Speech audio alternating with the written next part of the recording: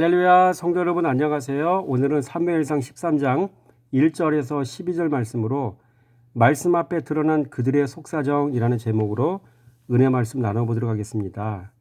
여러분, 오늘 본문에 나오는 사울 왕과 이스라엘 백성들은 신앙의 바닥이 다 드러났습니다. 지도자는 말씀 버리고 내 힘으로 통치하고 백성은 그 마음에 하나님 없음이 다 드러났습니다. 그들의 속사정이 다 드러난 것입니다. 지도자 사울은 변질되었습니다. 인본주의로 전향했습니다. 그래서 내 생각으로, 내 느낌으로, 내 경험대로 국정을 운영했고 하나님께 묻지 않았습니다. 말씀 가진 종에게 묻지 않았습니다. 이 블레셋과의 큰 전쟁이 일어나는 마당인데 이 전쟁에 대해서 어떻게 치료될 것인지 하나님의 사람 사무엘에게 묻지를 않았던 것이죠. 여러분, 그렇다면 본문에서 드러난 사울왕의 속사정은 어떠했습니까?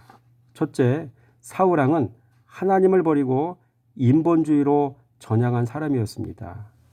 여러분, 사무엘상 13장 2절 말씀 보세요. 이스라엘 사람 3,000명을 택하여 그 중에서 2,000명은 자기와 함께 믹마스와 벳엘산에 있게 하고 1,000명은 요나단과 함께 베냐민 기브아에 있게 하고 남은 백성을 자기 장막으로 보내니라. 그렇죠? 이스라엘 사람 3,000명을 택하여. 여러분, 사울왕은 하나님 없이도 혼자 북치고 장구치고 다 하는 사람이었어요. 이거 보세요. 소집을 해서 함께 어떻게 해요?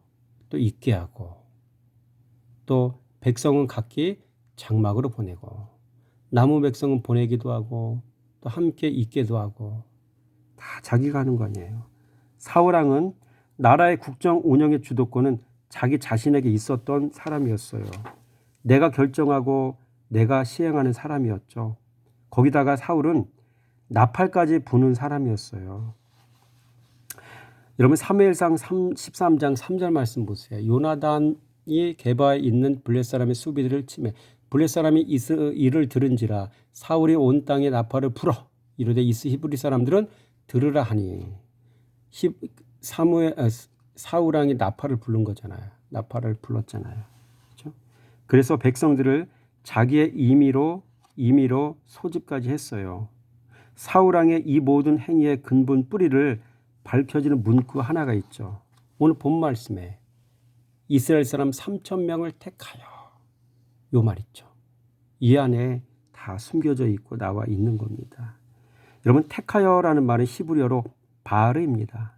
선택하다, 결정하다, 결심하다.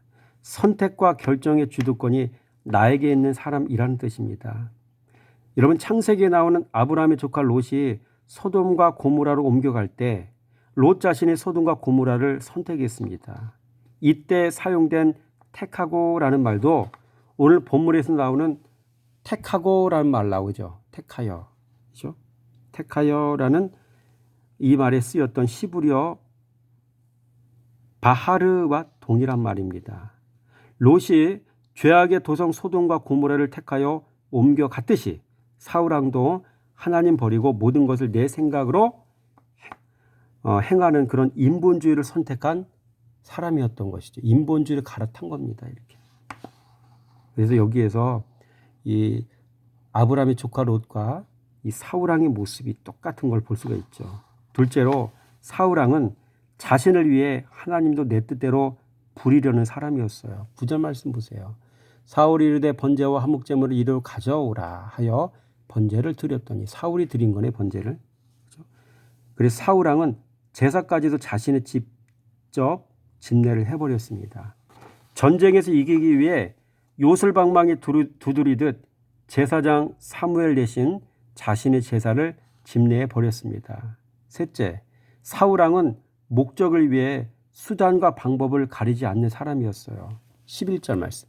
사무엘이 이르되 왕이 행하신 것은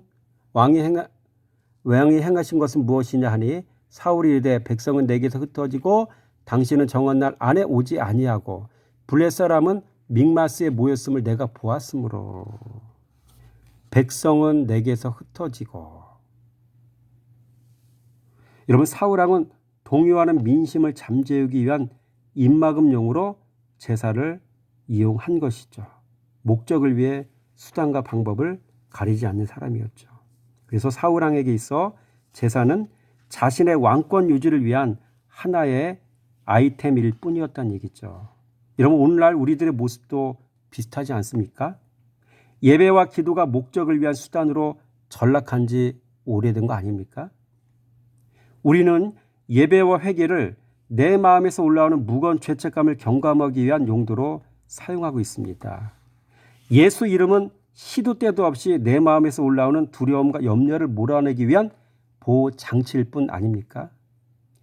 예수는 나를 보호하는 하나의 결계일 뿐 아닙니까?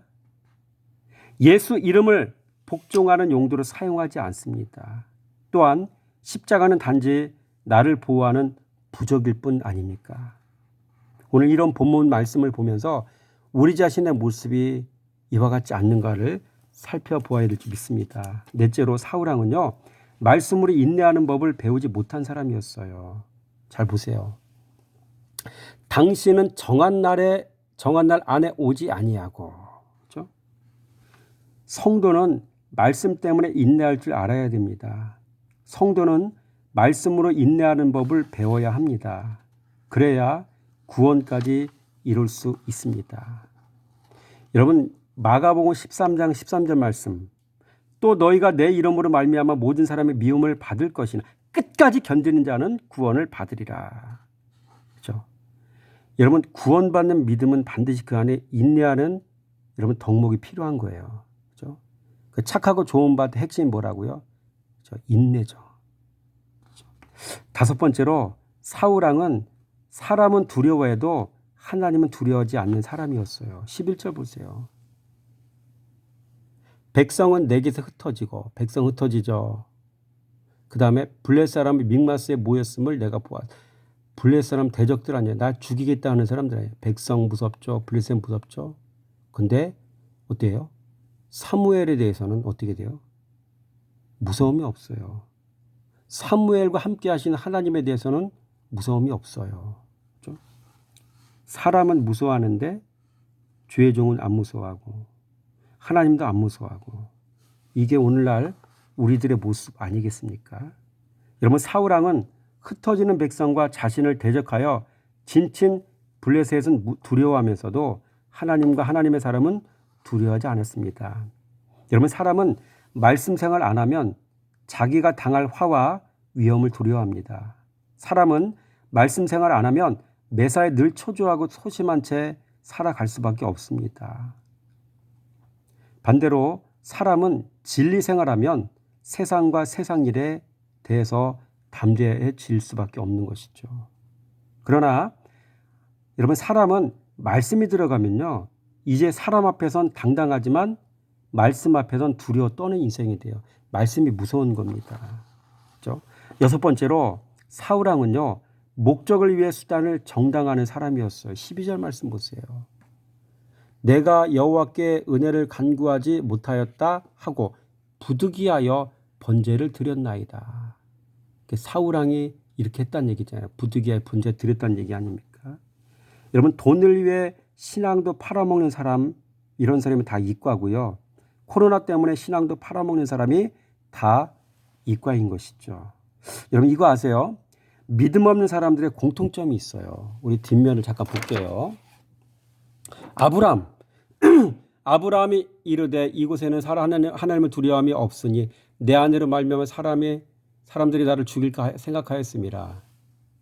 죽을까 두려워서 아내 사라를 누이라고 속였던 아브라함의 모습, 믿음 없을 때의 모습들, 그렇죠? 자기 목숨을 건지려 거짓말했죠. 이삭은 어떨까요? 그곳 사람들이 그의 아내에 대해 물음에 그가 말하기를 그는 내 누이라 하였으니 왜? 이 누이 때문에 리브가 때문에 아내 때문에 자기 죽을까 봐. 그렇죠? 이런 걸 보면 자기 아버지 아브라함에게 배운 게 도둑질이라고 이삭도 자기 목숨을 건지려고 거짓말했던 모습을 볼 수가 있어요. 또 하와 핑계 없는 무덤 없다. 그런 얘기다. 여호와 하나님이 여자에게 이르되 내가 어찌하여 이렇게 하였느냐. 여자가 뱀이 다를 깨물어 내가 먹었나이다. 여자가 하와가 뱀에게 책임을 전가하고 핑계를 대고 있는 모습을 보고는 거죠. 이런 믿음 없는 사람들은요, 자기 합리화를 잘합니다. 믿음 없는 사람들은요, 핑계를 잘 댑니다. 믿음 없는 사람들은 자기 잘못을 시인하지 않습니다. 여러분, 지금까지 알아본 바에 의하면 이스라엘의 초대왕 사울왕의 속사정은 어떠했습니까? 말 그대로 참담했어요. 껍데기는 괜찮은데 내면이 엉망이었습니다. 속사정이 그리 좋지 않았던 것이죠. 반대로 여러분, 이런 사울왕을 왕으로 모시고 있는 이스라엘 백성들의 속사정은 어땠을까요? 첫째, 여러분, 이스라엘 백성은요, 환경에 지배당하는 사람들이었어요. 4절 말씀 보세요. 온 이스라엘의 사울이 블레 사람들의 수비대를 친 것과 이스라엘이 블레 사람들의 미움을 받게 되었다함을 듣고 그 백성이 길갈로 모여 사울을 따르니라. 그렇죠?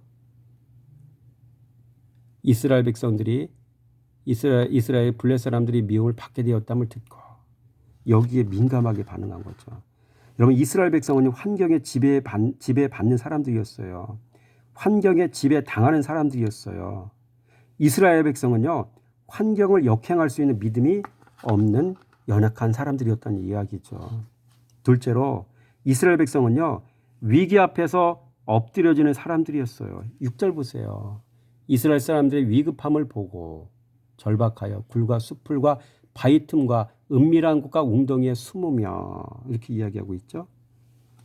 이게 이스라엘 백성들의 모습이었고, 셋째로 이스라엘 백성들은요, 위기를 만나면 도망가는 사람들이었어요. 7절 보세요.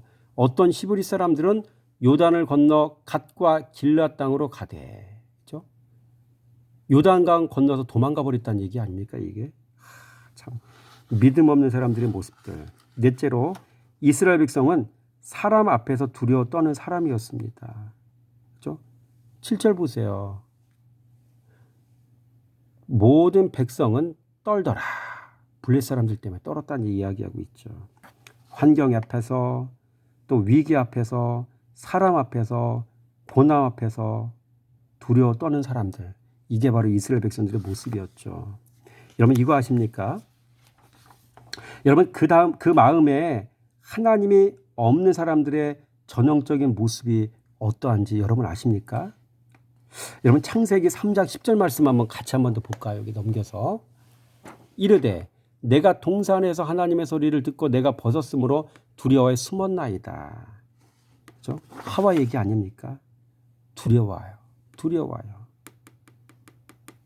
죄 짓고 두려워하기는 해도 회개하지는 않잖아요. 참 대단하죠.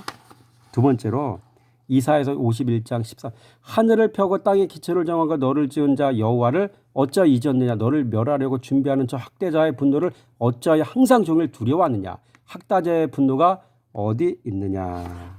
이렇게 이야기하고 있죠. 그렇죠? 이런 반면에 말씀을 주인 삼고 사는 사람들은 어떤 모습으로 살아가겠습니까? 그 다음 말씀을 제가 좀 넘겨볼게요. 그 다음에 보이시죠? 여러분 이거 보세요. 천만인이 나를 애워싸 진친다 해도 나는 두려워하지 아니하리이다. 이런 말씀을 주인 삼고 사는 사람은 사람을 두려워하지 않습니다. 사람 앞에서 당당합니다. 사람의 눈치를 보지 않습니다. 내가 사망의 음침한 골짜기를 다닐지라도 해를 두려워하지 않을 것은 주께서 나와 함께 하심이라. 주의 지팡이 막대기가 나를 안위하시나이다. 이런 말씀을 주인 삼고 사는 사람은요, 해를 두려워하지 않습니다. 환경과 상황에 주눅들지 않습니다. 또 군대가 나를 대적과 진칠지라도 내 마음이 두렵지 아니하며 전쟁이 일어나 나를 치료할지라도 나는 여전히 태연하리로다. 아멘.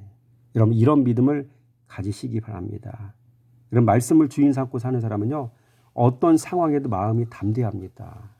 여러분 이런 마음을 가지고 살아가는 저와 여러분 모두가 되기를 주님의 이름으로 축원을 드리고요. 다섯 번째로 이스라엘 백성은요, 위기 앞에서 흩어지는 사람들이었어요. 사무엘상 13장 8절 말씀 볼까요? 사울은 사무엘이 정한 기한대로 이래 동안을 기다렸으나 사무엘이 길갈로 오지 아니하며 백성이 사울에게서 흩어지는지라. 여러분, 악인은 흩어져야 죄 안 짓고요. 의인은 흩어져야 세상의 빛이 됩니다. 여러분, 악인은 모이면 어떻게 되겠습니까? 죄만 많이 짓잖아요. 그렇죠? 흩어져야 되는 것이죠. 여러분, 어린아이의 3대 특징이 있는데 혹시 여러분 아십니까? 여러분, 어린아이는요, 듣는 것에 약해요. 4절 보세요. 블레 사람들의 미움을 받았담을 듣고 들었어. 이스라엘 백성들이 듣는 것에 약해요. 그렇죠? 어린아이는요, 또 보는 것에도 약해요. 6절 말씀 보세요. 이스라엘 사람들이 위급함을 보고 보는 것도 약하고 보는 것이 약하고. 그래서 기회주의자는 다 어린아이 꽈입니다. 그죠? 그리고 또 한 가지 11절 말씀 보면은 어떻게 나왔어요? 11절 말씀 보니까